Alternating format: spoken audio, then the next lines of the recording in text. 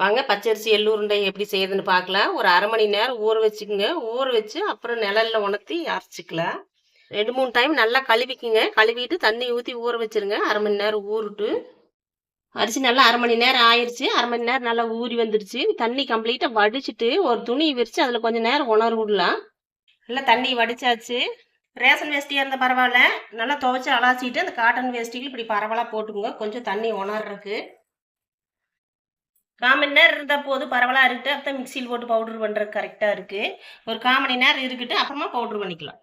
பாருங்க இந்த அளவுக்கு நல்லா காஞ்சிருச்சு. ஒரு 1/4 மணி நேரம் வச்சுருந்தீங்கன்னா போதும். இந்த அளவுக்கு பல நாய்க்கு நீ மிக்சியில் போட்டு அரைச்சி பவுட்ரு பண்ணிக்கலாம். மிக்சியில் போட்டாச்சு, அரைச்சி சளிச்சு எடுத்துக்கலாம். அரைச்சாச்சு, சளிச்சு எடுத்துக்கலாம். பச்சரிசியெல்லாம் அரைச்சி சளிச்சு எடுத்தாச்சு. பொட்டுக்கடலை ஒரு 100 கிராமுக்கு போட்டு பவுட்ரு பண்ணி அதில் கலந்துக்கலாம்.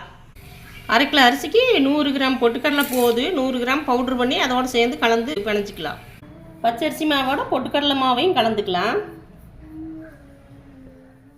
எல்லோரும் 50 கிராம் எடுத்துக்கோங்க. 50 கிராம் எடுத்து லைட்டாக வறுத்து, ரொம்ப வறுக்க வேண்டியதில்லை, ஓரளவுக்கு வறுத்துட்டு அந்த மாவோடு சேர்த்துக்கலாம். வறுவிட்டுருச்சு, மாவோடு சேர்த்து இதோடு சேர்த்து பிணைச்சிக்கலாம். 1/2 கிலோ அரிசிக்கு 1/2 கிலோ வெல்லம் தான் கரெக்டு. நான் 1/2 கிலோ அரிசிக்கு 1/2 கிலோ வெல்லம் எடுத்துருக்கிறேன். ஒரு 1/2 டம்ளர் தண்ணி ஊற்றிக்குங்க போது. 1/2 டம்ளர் தண்ணி ஊற்றி அதை பாக காய்ச்சி வடிச்சிக்கலாம். வேறு பாத்திரத்தில் மாற்றிக்கலாம். நல்லா அப்படி கலக்கி விட்டுக்குங்க. அந்த எள், அரிசி, பொட்டுக்கடலை மாவு எல்லாம் கலங்குற மாதிரி கலக்கி விட்டு அப்புறமா பாகு ஊற்றிக்கலாம். கையெடுக்காமல் கிளறுங்க. கொஞ்சம் மீடியமாகவே தீ வச்சுக்கோங்க. ஏன்னா ரொம்ப வச்சிங்கன்னா பொங்கி மேலே வந்துடு. நல்ல வெள்ளமாக இருந்தால் பரவாயில்ல. ஏதாவது மண்ணுக்கல் இருக்கிறதா இருந்தால் கொஞ்சமாக வச்சுட்டு அப்புறம் வடிச்சிட்டு மறுபடியும் காய்ச்சிக்கிங்க.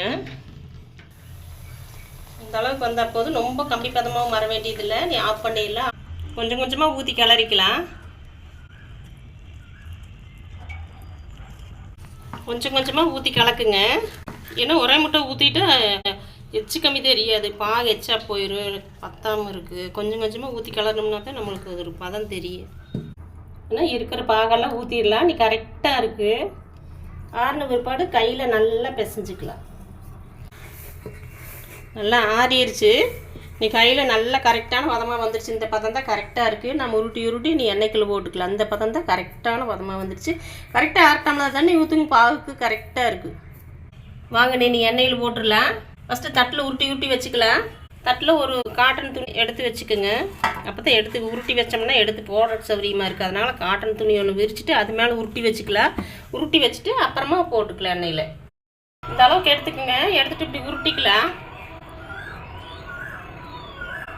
இப்படி பால் உருட்டி வச்சுக்கோங்க. அப்போ தான் நம்மளுக்கு போடுறதுக்கு சௌரியமாக இருக்குது. டக்குன்னு எடுத்து போட்டுக்கலாம்.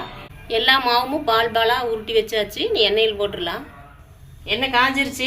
நீ இந்த பாலெல்லாம் உள்ள தூக்கி போடலாம்.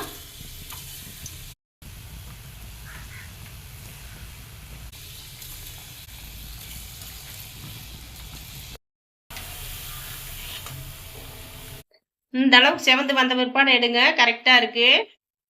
மீடியம் சைஸ்லேயே வச்சுக்கோங்க. வேகமாக வைக்காதீங்க. வேகமாக வச்சா வெந்துரு. ஆனால் உள்ளே வேகாமல் இருக்குது.